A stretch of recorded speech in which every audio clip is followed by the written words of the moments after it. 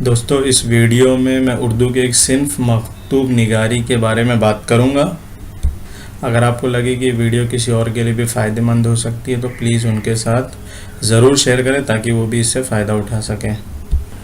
تو نثری اصناف میں جو مکتوب نگاری ہے یہ ایک اہم فن ہے اور یہ ایک شوق بھی ہے اور ضرورت بھی ہے۔ کیا؟ مکتوب نگاری۔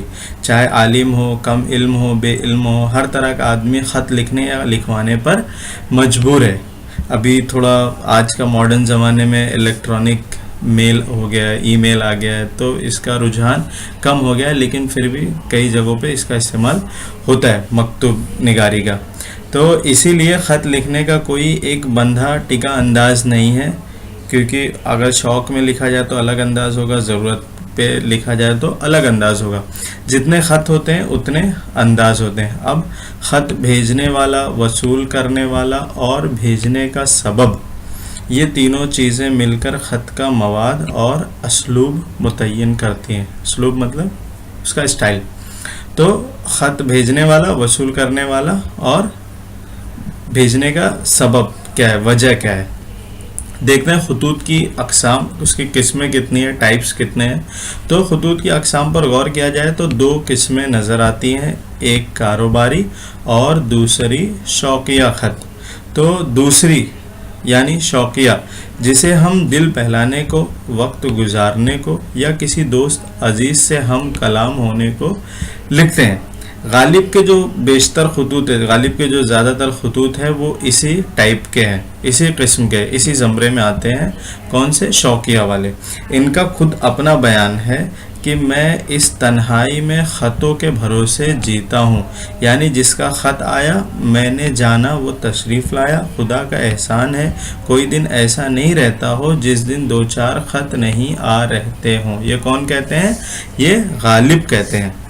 تو اور مولانا ابوالکلام آزاد جب قلعہ احمد نگر کی جیل میں تھے تو باہر کی دنیا سے رابطہ منقطع ہو گیا تھا، یعنی ڈسکنیکٹ ہو گیا تھا، باہر سے ان کا کچھ کنیکشن نہیں تھا، نہ کوئی ان سے ملنے آ سکتا تھا، نہ کسی کو وہ خط لکھ سکتے تھے۔ تو ایسے میں دل کا غبار نکالنے کے لیے ایک دوست کو خط لکھتے اور اپنے پاس ہی اس کو محفوظ رکھتے، جو بعد میں غبار خاطر کے نام سے شائع ہوئی ایک کتاب۔ دوسری قسم جسے کاروباری خط کہا جاتا ہے، اس خط کے پیچھے شوق نہیں، ضرورت کار فرما ہوتی ہے، یعنی ضرورت پہ لکھا جاتا ہے۔ مثلا کسی کتب فروش کو، یعنی کسی کتاب بیچنے والے کو خط لکھ کر کتاب منگائی جائے، روزگار دفتر سے ملازمت کا فارم منگوایا جائے، اور بھی دوسرے جو بھی اسکول میں چھٹی کے لیے یا ملازمت میں چھٹی کے لیے درخواست دی جاتی ہے، تو یہ سب کاروباری خط کہلاتا ہے۔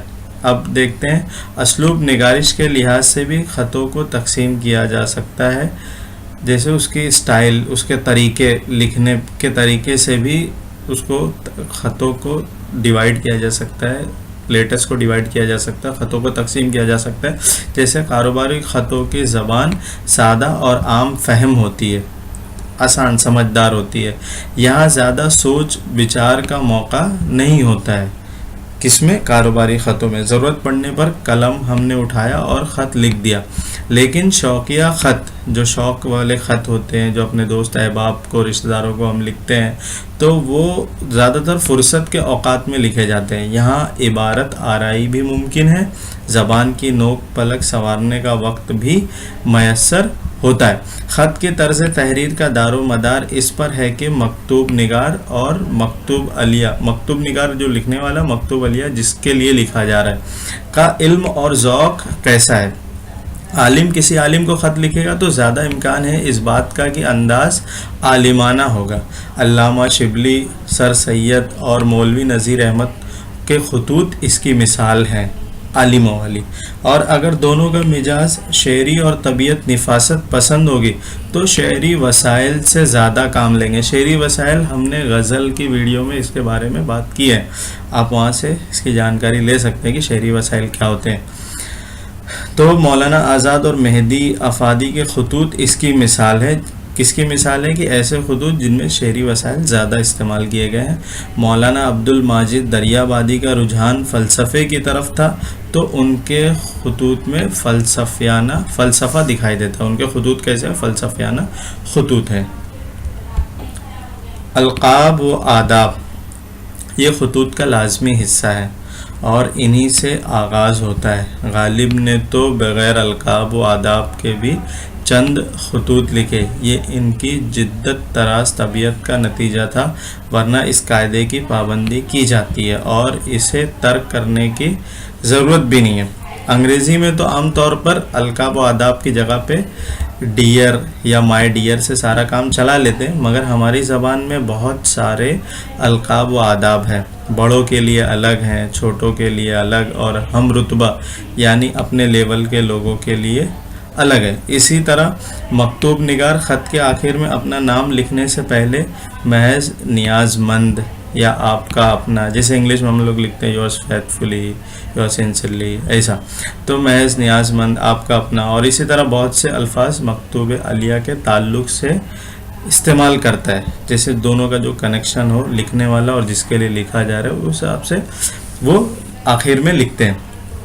اچھا، تیسری چیز پھر راز و نیاز، یہ کیا ہے؟ مکتوب کی ایک خاص صفت ہے، یہاں یعنی خطوں کی ایک خاص صفت ہے۔ یہاں مکتوب نگار مکتوب علیہ سے سرگوشیاں کرتا ہے، یعنی باتیں کرتا ہے۔ اس لیے بزرگوں سے نصیحت ہم نے سنی ہے کہ کیا کہ دوسروں کے خط کبھی نہیں پڑھنا چاہیے۔ اس لیے غالب کے خطوط جب ان کے شاگرد نے چھاپنے چاہیں تو انہوں نے یہ کہہ کر مخالفت کی کہ اس میں نج کی باتیں ہیں، یعنی نجی باتیں، پرسنل باتیں ہیں، لیکن بلند رتبہ لوگوں کے خطوط کو عام لوگوں کی دلچسپی بن جاتے ہیں، اور یہ خطوط تو مصنف کی زندگی پر بہت روشنی ڈالتے ہیں۔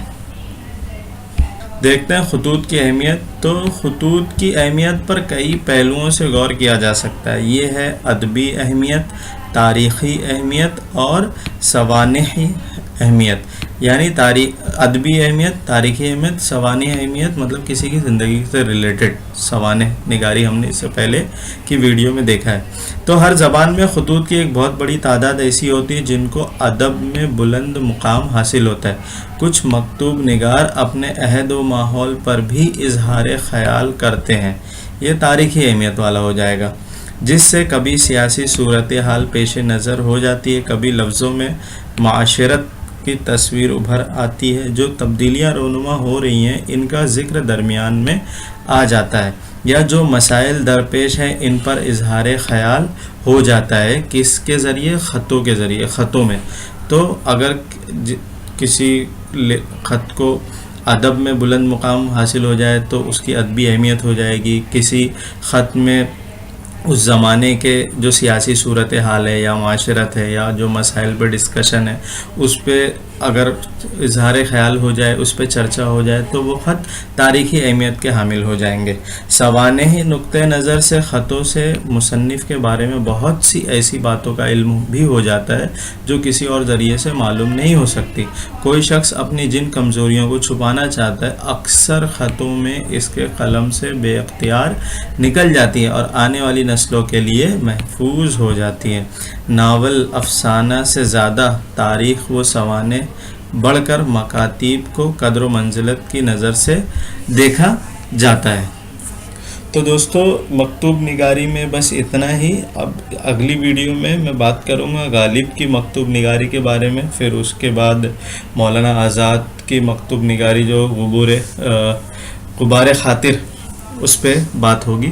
تو اس ویڈیو میں بس اتنا ہی۔ اگر آپ کو لگے کہ کسی اور کے لیے بھی فائدہ مند ہو سکتی ہے تو آپ ان کے ساتھ ضرور شیئر کریں اور اپنا فیڈ بیک کمنٹ سیکشن میں ضرور دیں۔ اگر آپ اس میں کچھ ایڈ کرنا چاہتے ہیں، کچھ کریکٹ کرنا چاہتے ہیں۔ یہ ویڈیو دیکھنے کے لیے آپ لوگوں کا بہت بہت شکریہ۔